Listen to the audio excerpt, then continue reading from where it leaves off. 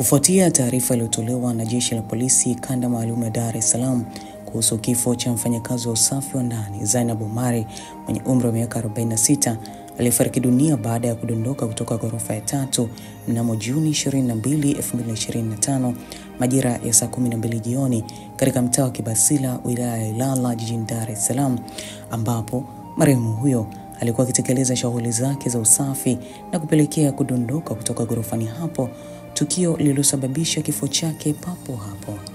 Timu yetu ya Sat Media imefanikiwa kufika nyumbani alikokuwa akifanya kazi marehemu Zainab Omari, ambapo tulikutana na baadhi ya marafiki zake wa karibu. Wakizungumza kwa masikitiko makubwa, marafiki hao wamesema kuwa marehemu alikuwa ni mtu mnyenyekevu, mwenye bidii na alijituma katika kazi zake. Wameeleza kuwa siku ya tukio marehemu alikuwa katika hali ya kawaida na hakuwa na dalili zozote za wasiwasi wala matatizo. Naitwa Mwanaidi. Zainab namfahamu ni kama mfanyakazi ambaye tulikuwa tunafanya naye jengo moja. Na kama tulifanya jengo moja kwa sababu mimi nilimkuta yeye. Mimi nilihamia kupanga 2016. Yule nilimkuta. Na baada ya hapo tulihama mwezi wa 5 uliopita mwishoni. Yeye ndo kahamia hapa maeneo ya Upanga hapa Olympia, na mimi nipo sehemu inaitwa Kitonga Madina. Kwa hiyo jana mida saa 7 nilikuwa nimeenda kuchukua chakula. Kuna sehemu tunachukuaga. Kuna mama kanipigia simu, "Mwana, umesikia Zainab amefariki?" Nikamwambia Zainab gani? Akaniambia Zainab Zaifa. Nikamwambia sijasikia. Nikawa kimya. Baadaye nikapata simu tena, Zainab amefariki. Kwa hiyo baadaye tena muda ulivyozidi kwenda ndo nikawa napigiwa simu. Kwa ndio ulivyotokea dada. Hapa kazini ni yeye anakuaga yeye na mfanyakazi mwenzake, na pia hapa alipoanguka juu jana bosi wake hayupo, wamesafiri tangia Jumapili. Kwa maana ndani alikuwa peke yake. Alikopo yeye, nilivyosikia alikopo yeye na mfanyakazi mwenzake na bibi, yani mkuu wa yule bosi wa kiume. Mkuu wake. Na kwa taarifa za karibu wewe unapomfahamu marehemu, labda kama alikuwa na watoto? Kwa watoto sina uhakika, lakini takuwa nao, ila sina uhakika sana. Na kwa hapa alikuwa anafanya kazi huko mitaa ya Olympia. Makazi yake rasmi alikuwa ni wapi? Tandika. Na alikuwa anaishi na mume au wazazi? Ameolewa. Na maana huko alikuwa anaishi na mume wake, sio wazazi? Wazazi wamefariki yani. Maana iliyopita hiyo.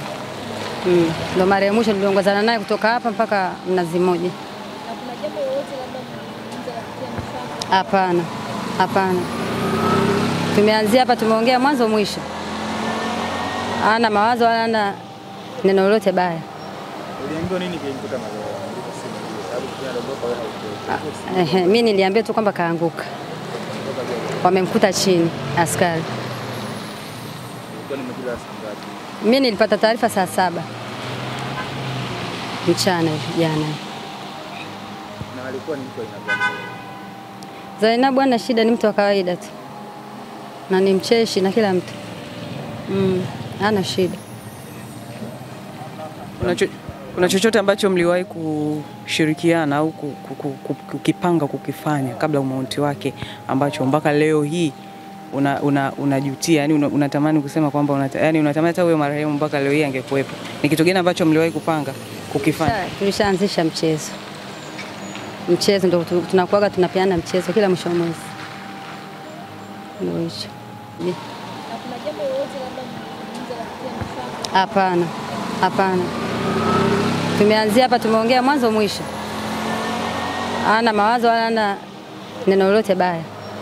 Uliambiwa nini kilikuta marehemu? Mimi niliambiwa tu kwamba kaanguka. Wamemkuta chini askari.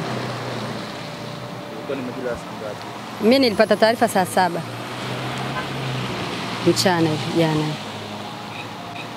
Na alikuwa ni mtu aina gani? Zainab ana shida, ni mtu wa kawaida tu. Na ni mcheshi na kila mtu. Hana shida. Ni kitu gani ambacho mliwahi kupanga kukifanya? Tulishaanzisha mchezo. Mchezo ndio tunakuaga tunapeana mchezo kila mwisho wa mwezi. Ndio hicho. Tangia unafahamu marehemu kwa jengo la kwanza kwa mkifanya wote kama mtu wa hamia, alikuwa akiishi vipi na mabosi zake? Alikuwa anaishi vizuri. Okay. Sasa labda taarifa yote kule nyumbani, taratibu za mazishi leo mlisikia sasa? Bado, labda nikisikia ndo tajua. Zainabu bwana ni mcheshi afu hapendi kukasirika. Ni muongeaji tu kusema kweli. Hana shida Zainabu, anajulikana sana. Na marafiki zako wanamzungumzia? Rafiki yangu mwingine yule pale pia anamuelewa vizuri. Yaani kila mtu alosikia msiba wake wameguswa. Ulisikia labda kuna changamoto yoyote iliyompata Zainabu mpaka kupelekea kufariki? Ni kweli mimi habari nilosikia tu kuwa nisikia tu rafiki yangu Zainabu ameanguka. Sasa sijajua ilikoje mpaka ameanguka. Hivyo tu. Mfahamiana na Zainabu kwa miaka mingapi? Takriban miaka 3. Katika kufahamiana naye kokote labda ishakuelezea changamoto yoyote labda kwenye kazi yake ama kwenye familia na vitu vingine? Hapana, haja kusimulia chochote kile kuhusu Zainabu. Rafiki yangu ni shoga yangu wa jirani sana. Huwa kila siku jioni muda mwingine nakutana naonana barabarani tukienda stendi kupanda gari. Hivyo. Nipo barabara njiani ni hapo kuna rafiki yangu mmoja tu anaitwa Aisha ameniita, Shani kuna nasikia jengo lile pale kuna mdada ameanguka, nikashtuka dada gani? Sasa mimi sifahamu jina lake ni nani. Baadaye shoga yangu huyu ndo anipigia simu. Bwana Zainabu nasikia ameanguka shoga yetu. Ilikuwaje? Mimi sifahamu.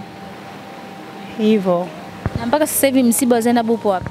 Ndio sijafahamu mpaka sasa hizi. Sasa kama hivi tunavyotuona tunashinda kazini kutwa nzima, mawasiliano na ndugu zake sisi hatupo kivile nao sababu hatujafahamu ndugu zake. Zainabu nitamkumbuka sana kwa kweli sababu ni rafiki yangu sana. Tulikuwa tunapendana sana kwa dhati. Hivyo. Mara ya mwisho mmezungumza naye lini au labda ndio? Mara ya mwisho Jumanne, ilikuwa tarehe ngapi Jumanne?